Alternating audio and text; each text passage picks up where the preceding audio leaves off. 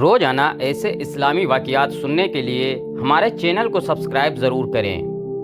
حضرت انس بن مالک رضی اللہ تعالی عنہ سے روایت ہے کہ ہم نے ایک مرتبہ حضور صلی اللہ علیہ وسلم کو دیکھا کہ آپ مسکرا رہے ہیں، تو حضرت عمر رضی اللہ تعالی عنہ نے پوچھا، یا رسول اللہ صلی اللہ علیہ وسلم، کون سی چیز مسکراہٹ کی وجہ ہوئی؟ تو آپ صلی اللہ علیہ وسلم نے فرمایا، میرے دو امتی اللہ تعالیٰ کے سامنے گھٹنے ٹیک کر کھڑے ہو گئے ہیں۔ ایک کہتا ہے کہ یا اللہ، اس نے مجھ پر ظلم کیا، میں بدلہ چاہتا ہوں۔ اللہ تعالیٰ اس ظالم سے فرماتا ہے کہ اپنے ظلم کا بدلہ ادا کرو۔ ظالم جواب دیتا ہے کہ یا رب، میری کوئی نیکی باقی نہیں رہی کہ ظلم کے بدلے میں اسے دے دوں۔ تو مظلوم کہتا ہے کہ یا اللہ، میرے گناہوں کا بوجھ اس پر لاد دے۔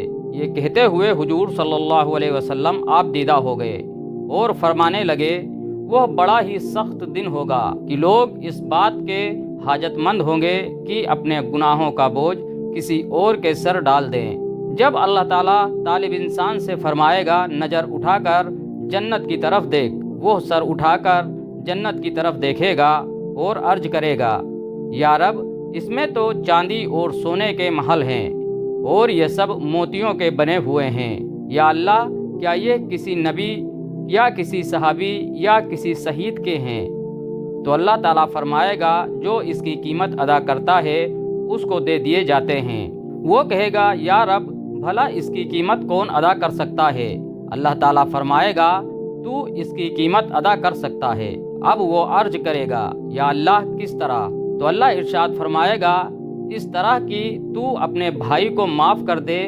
وہ کہے گا، یا رب، میں نے معاف کیا۔ اللہ پاک فرمائے گا، اب تم دونوں ایک دوسرے کا ہاتھ تھامے جنت میں داخل ہو جاؤ۔ اس کے بعد آپ صلی اللہ علیہ وسلم نے فرمایا، اللہ سے ڈرو، آپس میں صلح قائم رکھو، کیونکہ قیامت کے روز اللہ تعالیٰ بھی مومنین کے درمیان میں صلح کروانے والا ہے۔ حضرت ابو داؤد حضرت ابو درداء رضی اللہ تعالی عنہ سے روایت ہے کہ رسول کریم صلی اللہ علیہ وسلم نے ارشاد فرمایا، کیا میں تمہیں ایسا کام نہ بتاؤں جو درجے میں روزہ، نماز اور زکوٰۃ سے بھی افضل ہو؟ صحابہ اکرام رضی اللہ عنہم نے کہا، کیوں نہیں یا رسول اللہ؟ تو آپ صلی اللہ علیہ وسلم نے ارشاد فرمایا، آپس میں صلح کروا دینا۔ حضرت سہل بن سعد رضی اللہ تعالی عنہ روایت کرتے ہیں کہ بنی عمر بن عوف کے چند لوگوں کے درمیان کوئی جھگڑا تھا۔ آپ صلی اللہ علیہ وسلم اپنے چند صحابہ اکرام کے ساتھ ان کے درمیان صلح کرانے کے لیے تشریف لے گئے۔ نماز کا وقت آ گیا اور حضور صلی اللہ علیہ وسلم تشریف نہیں لائے، تو حضرت بلال رضی اللہ تعالی عنہ آئے اور انہوں نے اذان دی۔ پھر بھی حضور صلی اللہ علیہ وسلم تشریف نہیں لائے، تو حضرت بلال رضی اللہ تعالی عنہ حضرت ابو بکر صدیق رضی اللہ تعالی عنہ کے پاس پہنچے اور کہا کہ حضور صلی اللہ علیہ وسلم رک گئے ہیں اور نماز کا وقت آ گیا ہے، کیا آپ نماز پڑھائیں گے؟ تو انہوں نے کہا، ہاں، اگر تمہاری خواہش ہو۔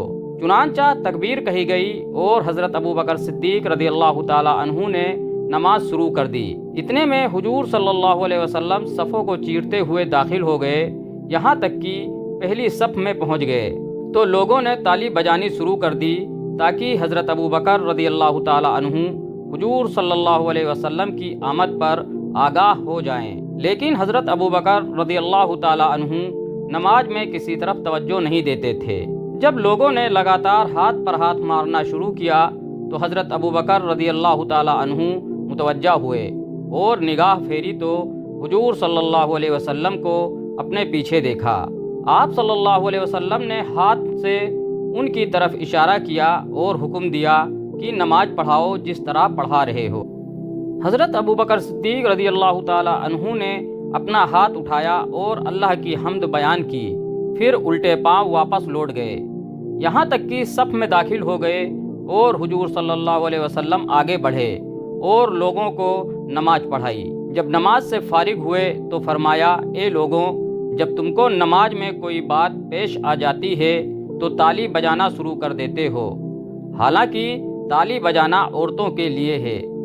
نماز میں اگر کوئی بات پیش آ جائے تو سبحان اللہ کہنا چاہیے، اس لیے کہ جو شخص اس کو سنے گا وہ متوجہ ہو جائے گا اور اے ابو بکر، تمہیں کس بات نے اس سے روکا کہ لوگوں کو نماز پڑھاؤ جبکہ میں نے اشارہ کر دیا تھا؟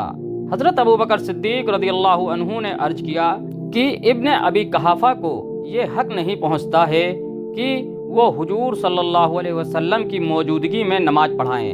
حضرت عمرہ بنت عبد الرحمن رضی اللہ تعالی عنہا حضرت عائشہ رضی اللہ تعالی عنہا کا قول نقل کرتی ہیں کہ رسول اکرم صلی اللہ علیہ وسلم نے دو جھگڑے والوں کی آوازیں دروازے پر سنی جو بلند ہو رہی تھیں۔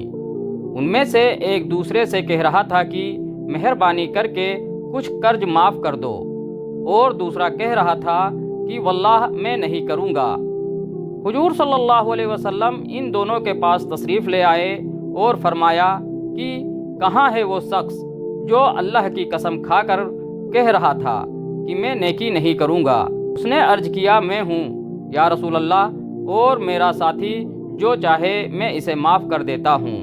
حضرت ام کلثوم بنت عقبہ رضی اللہ عنہا سے روایت ہے، انہوں نے بیان کیا کہ میں نے رسول اللہ صلی اللہ علیہ وسلم کو فرماتے ہوئے سنا کہ وہ شخص جھوٹا نہیں ہو سکتا جو جھوٹی بات صلح کرنے کے لیے کہہ دے، بشرطے کی نیت اچھی ہو۔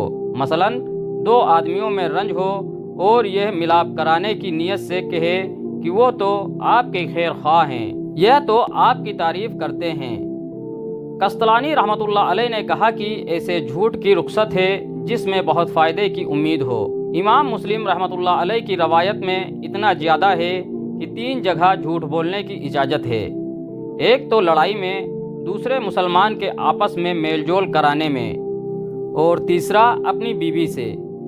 حضرت ابو ہریرہ رضی اللہ تعالی عنہ سے روایت ہے کہ رسول اکرم صلی اللہ علیہ وسلم نے ارشاد فرمایا، ہر پیر اور جمعرات کو بارگاہ الہی میں اعمال پیش کیے جاتے ہیں، بس اللہ ہر اس شخص کے صغیرہ گناہ معاف فرما دیتا ہے جو اللہ کے ساتھ کسی کو شریک نہ ٹھہراتے ہوں، سوائے اس شخص کے کہ اس کے اور اس کے بھائی کے درمیان دشمنی اور کینہ ہو، تو اللہ فرماتا ہے کہ ان دونوں کو چھوڑ دو یہاں تک کہ یہ صلح کر لیں۔ صلح کروانا ہمارے پیارے آقا صلی اللہ علیہ وسلم کی سنت ہے، اور اللہ تعالیٰ نے قرآن مجید میں صلح کروانے کا حکم ارشاد فرمایا ہے۔ پارہ 26 سورۃ الحجرات کی آیت نمبر 9 میں اللہ رب العزت کا فرمان ہے، اور اگر مسلمان کے 2 گروہ آپس میں لڑیں تو ان میں صلح کراؤ۔ اسی طرح حدیث مبارکہ میں صلح کروانے کے بے شمار فضائل بیان ہوئے ہیں۔ چنانچہ حضرت انس رضی اللہ تعالی عنہ سے روایت ہے کہ حضور صلی اللہ علیہ وسلم کا فرمان ہے، جو شخص لوگوں کے درمیان صلح کرائے گا اللہ تعالیٰ اس کا معاملہ درست فرما دے گا، اور اسے ہر کلام بولنے پر ایک غلام آزاد کرنے کا ثواب عطا فرمائے گا، اور جب وہ لوٹے گا تو اپنے پچھلے گناہوں سے مغفرت یافتہ ہو کر لوٹے گا۔ حضرت ابو ہریرہ رضی اللہ تعالی عنہ روایت کرتے ہیں کہ رسول اللہ صلی اللہ علیہ وسلم نے ارشاد فرمایا، کسی مسلمان کے لیے جائز نہیں کہ اپنے مسلمان بھائی سے 3 دن سے زیادہ قطع تعلقی کرے۔ جس شخص نے 3 دن سے زیادہ قطع تعلق رکھا اور مر گیا تو جہنم میں جائے گا۔ دوستوں، آخری بات بتاتے چلیں کہ امام اوزاعی رحمۃ اللہ علیہ کہتے ہیں کہ اللہ رب العزت کو سب سے زیادہ وہ قدم پسند ہے جو مسلمانوں میں صلح اور باہمی تعلقات کی اصلاح کے لیے اٹھے۔ اللہ عالم، جزاکم اللہ خیر۔